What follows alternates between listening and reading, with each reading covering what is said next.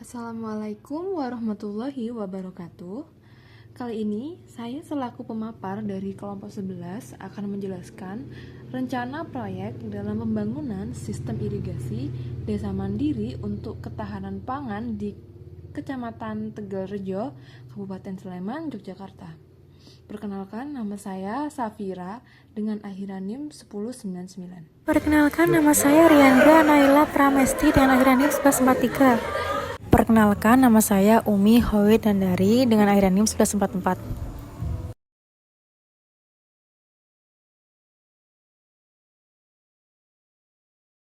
Yang pertama, apa yang melatar belakangi permasalahan tersebut? Kecamatan Tegalrejo menghadapi masalah serius pada sektor pertaniannya akibat sistem irigasi yang belum memadai. Saat musim kemarau, produktivitas menurun drastis karena air tidak tersedia cukup. Kami melihat bahwa sistem irigasi mandiri berbasis desa bisa menjadi solusi strategis. Tidak hanya melalui pembangunan fisik seperti embung, tapi juga dengan melibatkan masyarakat sebagai pengelola air secara langsung. Dalam proyek ini, kita mendasarkan pada beberapa peraturan penting, di antaranya UU nomor 25 tahun 2004 tentang Perencanaan Pembangunan Nasional, UU nomor 7 tahun 2004 tentang Sumber Daya Air, PP nomor 20 tahun 2006 tentang pengelolaan sistem irigasi. Semua peraturan ini menekankan pentingnya kolaborasi antar pemangku kepentingan dan partisipasi masyarakat dalam pengelolaan air irigasi. Metode perencanaan yang kita gunakan yaitu menggunakan metode ZOPP. Metode ini berasal dari Jerman dan menekankan sistematika, partisipasi masyarakat, dan orientasi pada tujuan. Melalui tahapan analisis situasi, masalah, dan tujuan, kami dapat menyusun strategi dan log frame yang realistis dan terstruktur. Jadi, Kecamatan Tegalrejo, Sleman menghadapi masalah ketersediaan air irigasi terutama saat musim kemarau. Karena air musim hujan tidak tertampung optimal dan sistem irigasi masih konvensional, tanah lempung dengan perkolasi rendah membuat efisiensi irigasi sangat penting untuk menghindari pemborosan air. Jadi, apa sih masalah utama yang terjadi? Seperti yang sudah dipaparkan pada 7 poin, masalah utama di Tegalrejo ini adalah penurunan hasil pertanian saat kemarau karena keterbatasan air. Selain itu, irigasi yang ada belum didukung teknologi hemat air dan masyarakat belum dilibatkan secara aktif. Hal ini berdampak pada penurunan pendapatan petani, migrasi ke kota, dan turunnya ketahanan pangan desa. Jadi, apa sih tujuan utama proyek kita? Jadi tujuan utama dari proyek kami ini dibentuk untuk memastikan ketersediaan air sepanjang tahun agar produksi pertanian tetap stabil. Targetnya adalah peningkatan hasil panen sebesar 30% dan pengurangan migrasi penduduk ke kota sebesar 20% dalam 3 tahun. Tujuan ini dicapai melalui pendekatan teknis dan sosial yang terpadu. Dalam pelaksanaan proyek ini, kami merancang tahapan kegiatan secara sistematis dan struktur dalam 12 bulan penuh.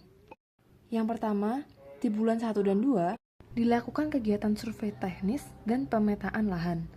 Tim pelaksana akan mengidentifikasi kebutuhan irigasi, menentukan lokasi embung, dan memetakan jaringan saluran irigasi berdasarkan kontur dan aliran air alami. Hasil survei ini menjadi dasar desain teknis. Kedua, pada bulan 2 hingga 3, dilakukan penyusunan desain teknis oleh tenaga ahli.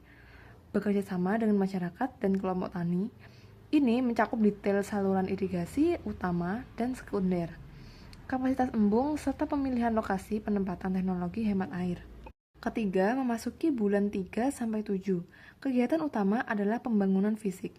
Saluran irigasi sepanjang 3.000 meter akan dibangun secara padat karya dengan melibatkan masyarakat lokal.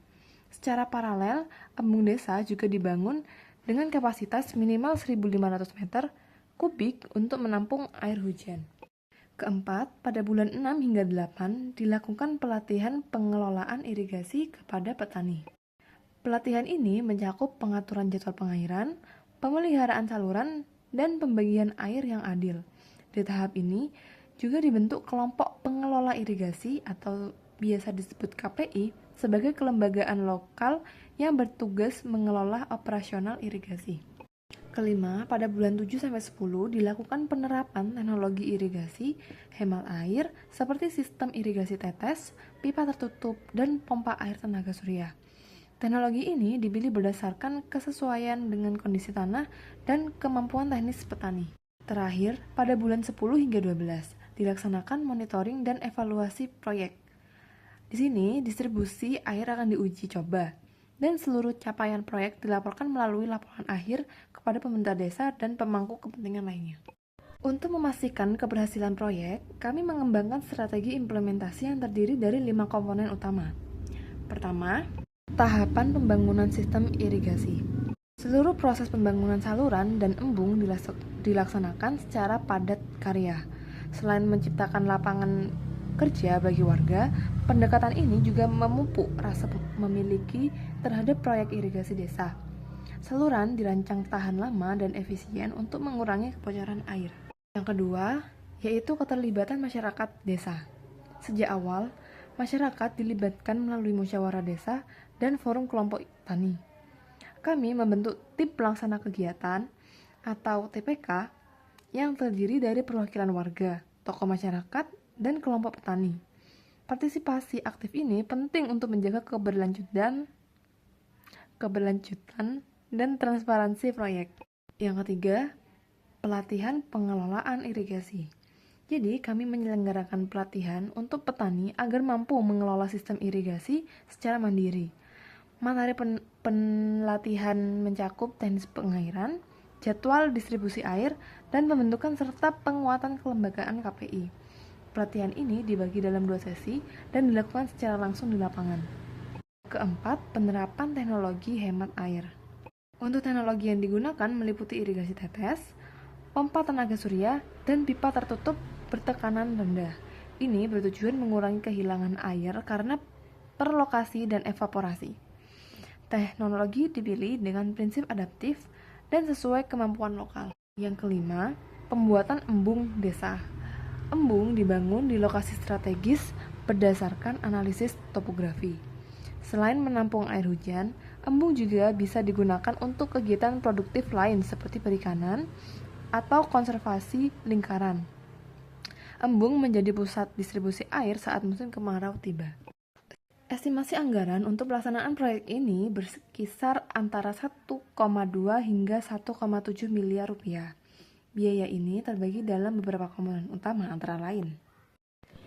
Yang pertama, survei dan pemetaan teknis sebesar 30 hingga 50 juta rupiah. Ini mencakup pemetaan topografi, identifikasi sumber air, dan penentuan lokasi strategis untuk embung dan saluran. Kedua, desain teknis sistem irigasi. Diperkirakan 40-60 juta rupiah. Dikerjakan oleh tenaga ahli dan bekerja sama dengan masyarakat. Ketiga, pembangunan saluran irigasi. Ini merupakan komponen terbesar dengan kisaran 600 hingga 900 juta rupiah. Pengerjaan akan dilakukan secara padat karya. Keempat, pembangunan embung desa. Dialokasikan antara 300 hingga 400 juta rupiah. Embung dirancang menampung minimal 1.500 meter kubik air. Kelima, pelatihan dan pembentukan KPI. Dialokasikan sebesar 50 hingga 80 juta rupiah, mencakup biaya pelatih, logistik, dan dokumentasi. Keenam, penerapan teknologi irigasi hemat air. Diperkirakan 100 hingga 150 juta rupiah, termasuk instalasi pompa surya, sistem tetes, dan jaringan pipa. Ketujuh, monitoring dan evaluasi.